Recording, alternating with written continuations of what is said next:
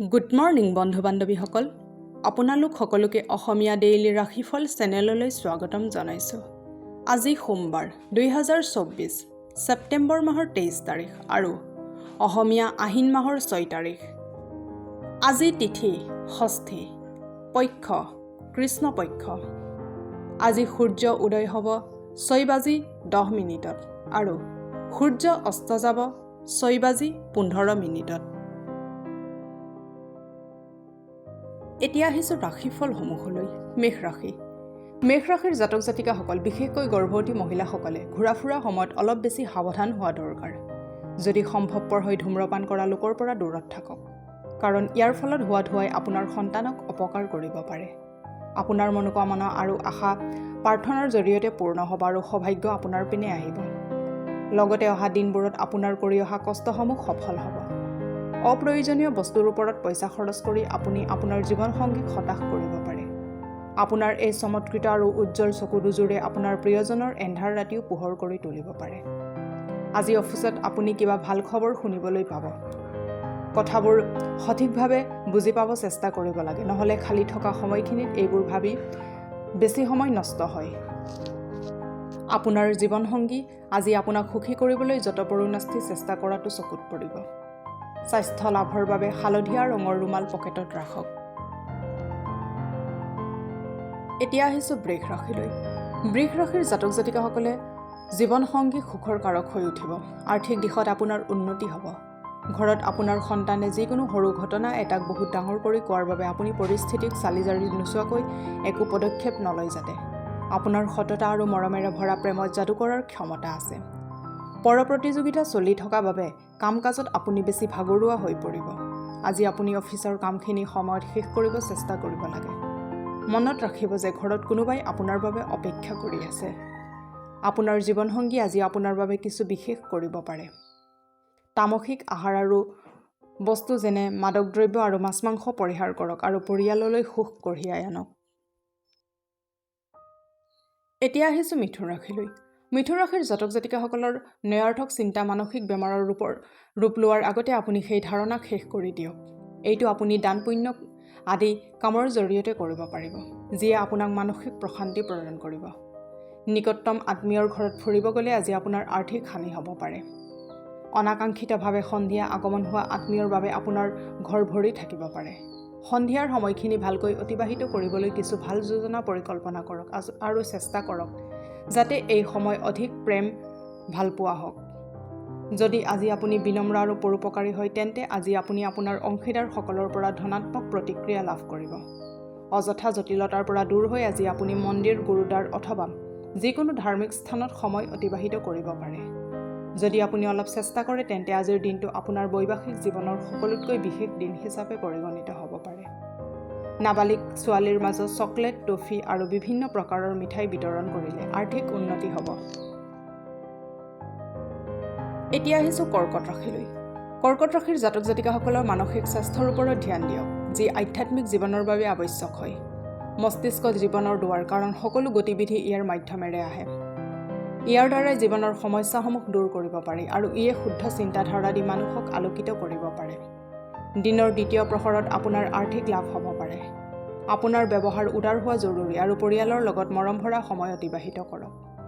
আপোনাৰ প্ৰেম এক নতুন স্তৰ লাভ কৰিব। দিনৰ আৰম্ভণি হ'ব আপোনাৰ প্ৰিয়জনৰ এক হাঁহিৰে আৰু ৰাতিৰ সমাপ্তি হ'ব এই সপোনেৰে। ব্যৱসায়ীসকলৰ বাবে আজি বহুত ভাল দিন, কাৰণ সিহঁত হঠাৎকৈ লাভান্বিত হ'ব পাৰে। যিসকল লোক ঘৰৰ বাহিৰত থাকে, সেইসকল লোক সোনকালে নিজৰ কাম শেষ কৰি ক'ৰবাত পাৰ্কত নাইবা একান্ত ঠাইত সময় অতিবাহিত কৰিব যাব পাৰে। পুৱা আপুনি জীৱনসংগীৰ পৰা এনে কিছু লাভ কৰিব যাৰ ফলত আপোনাৰ দিন বহুত ভাল যাব। পৰিয়ালৰ সদস্যৰ মাজত ধনাত্মক চিন্তাধাৰা বৃদ্ধি কৰিবৰ বাবে গাখীৰ, মিচিৰ আৰু বগা গোলাপ কোনোবা পবিত্ৰ স্থানত দান হিচাপে আগবঢ়াওক। এতিয়া আহিছোঁ সিংহ ৰাশিলৈ। সিংহ ৰাশিৰ জাতক জাতিকাসকলৰ আজিকালিৰ মনোৰঞ্জনৰ লগত বাহিৰৰ গতিবিধি তথা খেল ধেমালি সংযোগ কৰিব লাগে। ধন কেনেকৈ সঞ্চয় কৰে সেই গুণৰ অধিকাৰী আপুনি হ'ব, লগতে সেই গুণৰ জৰিয়তে আপুনি ধন সঞ্চয় কৰিব পাৰিব। আপোনাৰ সহানুভূতি আৰু বুজন প্ৰকৃতিৰ বাবে আপুনি পুৰস্কৃত হ'ব, কিন্তু সাৱধান থাকক, কাৰণ সোনকালে লোৱা যিকোনো নিৰ্ণয় ভুল হ'ব পাৰে। অনাকাংক্ষিত ৰোমান্টিক আকৰ্ষণৰ সম্ভাৱনা আছে। এইখিনি সময় বেলেগ দেশত ব্যৱসায়িক সম্পৰ্ক বনোৱাৰ বাবে খুবেই ভাল সময়। কিবা নতুন কামৰ আভাস পাব হ'লে আপুনি সেই বিষয়ে অনুভৱী লোকৰ লগত কথা পাতিব লাগে। যদি আপোনাৰ ওচৰত আজি সময় আছে তেন্তে সেই ক্ষেত্ৰত অনুভৱী লোকৰ লগত মিলি কাম আৰম্ভ কৰি দিব লাগে। আজিৰ দিনটোৱে আপোনাক আপোনাৰ প্ৰিয়জনৰ ৰোমান্টিক ভাৱনাসমূহ সম্পূৰ্ণৰূপে দেখুৱাব। সোণৰ হাৰ যিটো আপোনাৰ কঁকাললৈকে আহিব, পিন্ধিলে সুস্থ সবল গৃহস্থ জীৱন পাব।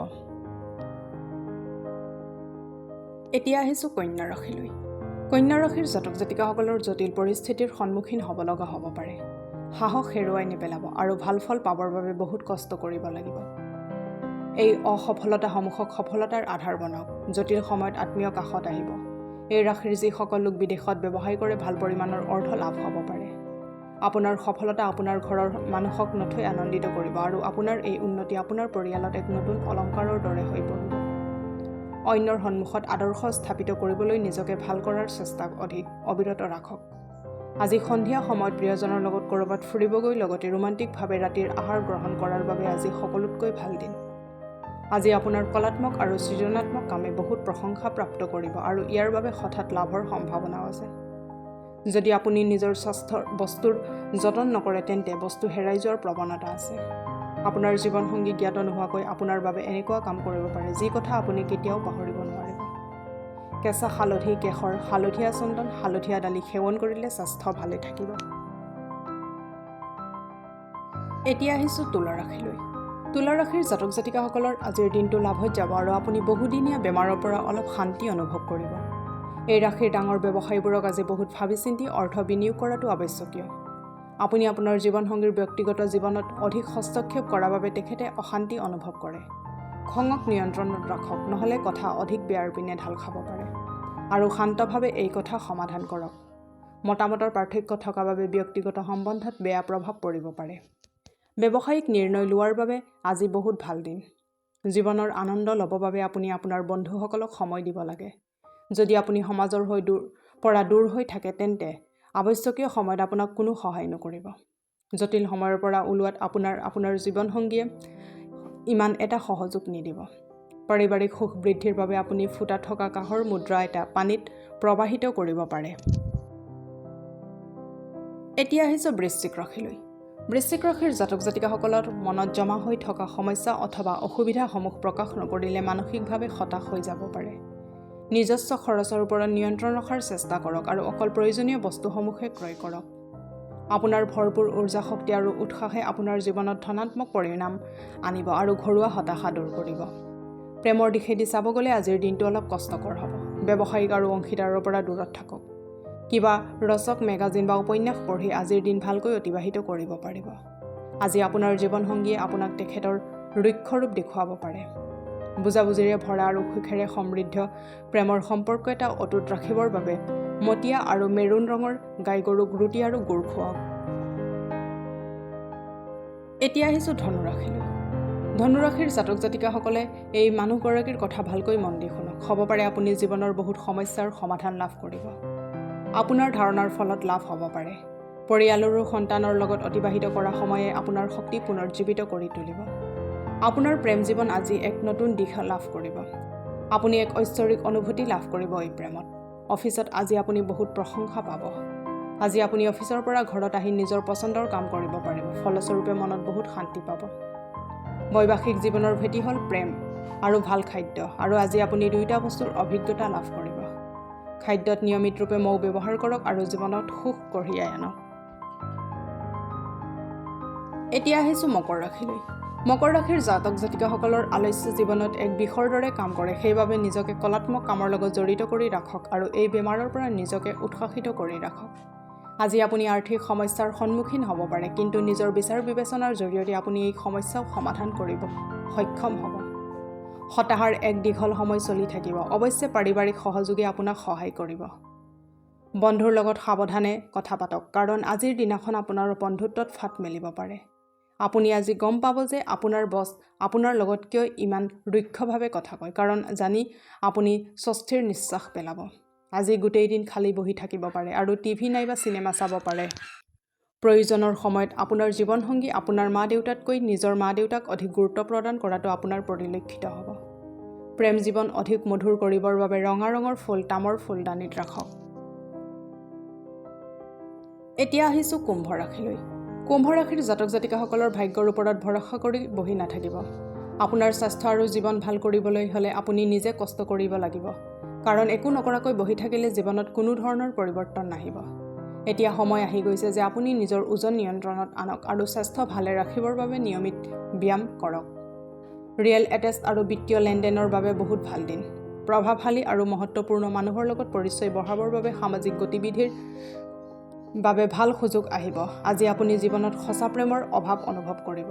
অধিক চিন্তা নকৰিব। প্ৰত্যেক বস্তুৱেই সময়ৰ লগত সলনি হয় আৰু এইবাবেই আপোনাৰ ৰোমান্টিক জীৱনত পৰিৱৰ্তন আহিব। কামক মনোৰঞ্জন লগত জড়িত নকৰিব। এই ৰাশিৰ জাতকসকল খালী সময়খিনিত সমস্যা এটাৰ সমাধান উলিয়াব চেষ্টা কৰিব।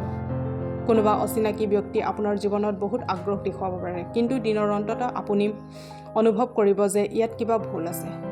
ভিতৰত পানী থকা নাৰিকল ভগৱান শিৱক নিবেদন কৰিলে কৰ্মজীৱনত লাভজনক হ'ব। এতিয়া আহিছোঁ মীন ৰাশিলৈ। মীন ৰাশিৰ জাতক জাতিকাসকলে আজি স্বাস্থ্যৰ কথা চিন্তা কৰাৰ কোনো আৱশ্যক নাই। আপোনাৰ ওচৰ পাজৰৰ লোকসমূহে আপোনাক উৎসাহিত কৰিব আৰু প্ৰশংসা কৰিব।